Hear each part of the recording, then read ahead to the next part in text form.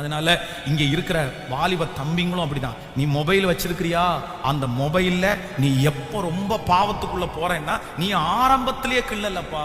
நீ சர்ச் பண்றது வேறதான். நீ ஏதோ ஒரு காரியத்திற்காக ஏதோ ஒண்ணுக்காக அதை பார்க்கலாமே இதை பார்க்கலாமே, ஆனா ஆரம்பத்திலேயே அதை முடிச்சு போட்டு அப்படிப்பட்ட எண்ணங்கள் உனக்குள்ள வரும்போது அது எனக்கு வேண்டான்னு தூக்கி போட்டு நீ ஃபர்ஸ்டே அந்த இடத்துல இருந்து எந்திரிச்சணும். ஃபர்ஸ்டே அதை தூக்கி போட்டுறணும். அதான் கைக்குள்ளேயே எல்லாத்தையும் வச்சுட்டு நான் ஜீவிப்பேன், நான் வாழுவேன் அப்படின்னு சொன்னா முடியாது. முதல்ல சிலதை ஆண்டவருக்காக இழக்கணும். இல்ல எனக்கு இதுதெல்லாம் ப்ராப்ளம் அப்படின்னு சொன்னா அதை ஆண்டவருக்காக இழக்காம நீ பரிசுத்தமா வாழ முடியாது. அதனால ஆண்டவரை விட்டு உங்களை பிரிக்கிற எதுவுமே உங்க கையில இருக்க கூடாது.